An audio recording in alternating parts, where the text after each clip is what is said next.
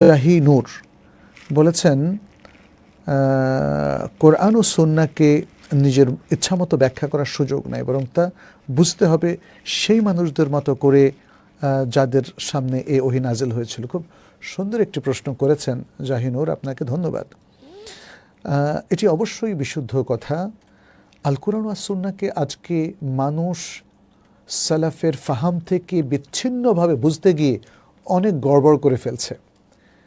মানুষ তার নিজের ব্যাকগ্রাউন্ড, নিজের লিমিটেড জ্ঞান অনুযায়ী ব্যাখ্যা করে, কিন্তু এই কোরআন ও সুন্নাহকে ব্যাখ্যা করতে হবে নবী সাল্লাল্লাহু আলাইহি সাল্লাম, যার উপরে কোরআন নাজিল হয়েছে এবং যিনি কোরআনের ব্যাখ্যা স্বরূপ ওহী মারফত জ্ঞানপ্রাপ্ত হয়ে সুন্নাহ উপহার দিয়েছেন। তাহলে তার আশেপাশের লোকগুলো যারা তাকে দেখেছে, তার সাথে ইন্টারঅ্যাক্ট করেছে, তার সাথে আলাপ করে বুঝেছে, তার দার্সে বসে সব কিছু জানতে পেরেছে, ওই প্রজন্মই কোরআন হাদিসকে সবচেয়ে ভালোভাবে হৃদয়ঙ্গম করেছে এবং সেগুলো সব আমাদের কাছে আছে। আমরা হাদিসের গ্রন্থগুলোর মধ্যে সাহাবা একরাম থেকে সেই সুন্দর জ্ঞান পাই। অতএব এখানে যে কথাটা বলা হচ্ছে, তাদের সামনে, সাহাবা একরামের সামনে ওহীটা যেভাবে এসেছিল, তারা তার প্রাসঙ্গিকতা বুঝেছেন, তারা তার শানানুজুল জানতেন, তারা তার ব্যাখ্যাও জানতেন। নবী সাল্লাল্লাহু আলাইহি সাল্লাম যেগুলো বোধগম্য সেগুলো তো ব্যাখ্যা করার প্রয়োজন হয় নাই, যেগুলো অবোধগম্য সেগুলো বলে দিয়েছেন।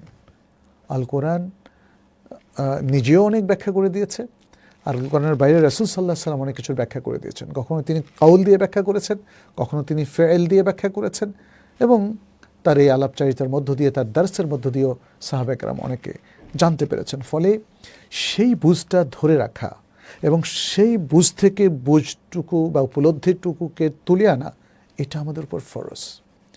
সেই বুঝের সাথে সাংঘর্ষিক কোনো বুঝ আমরা নেব না।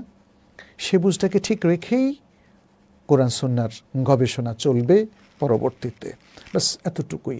এটাই আমরা বারবার বলছি যে ইয়ানবাগি লানা আন নাফহামা আল কোরআন ওয়াস সুন্নাতা আলা দাউই ফাহমি সালাফিনা সালেহ। আমাদের যে সালাফে সালেহিন ছিলেন, তাদের বুঝের উপর ভিত্তি করেই আমাদেরকে আল কোরআন এবং আস সুন্নাহ বুঝতে হবে, শরিয়াকে বুঝতে হবে।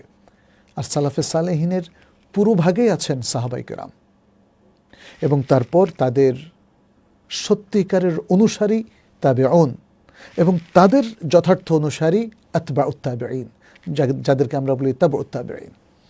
তো আজকেও আলহামদুলিল্লাহ সাহাবায়ে কেরামের বুঝের উপর অনেক মানুষ আল কোরআন এবং সুন্নাহকে বুঝতে চেষ্টা করছেন, সে বুঝটাকে ধরে রেখেছেন। আমাদের কাছে সাহাবায়ে কেরামের সকল তাফসীর, সকল ব্যাখ্যা লিপিবদ্ধ আছে। অতএব আমরা সেগুলোর আলোকেই যে কোনো গবেষণা, ফিকহের হোক অথবা আমাদের জীবনের সাথে রিলেটেড মুআমালাতের যে কোনো বিষয়, হালাল হারামের যে কোনো বিষয় হোক, সে আলোকেই আমাদেরকে গবেষণাটা চালিয়ে যেতে হবে এবং কোরআন সুন্নাহর নুসুস, বক্তব্য এবং আকওয়ালগুলো বুঝতে হবে।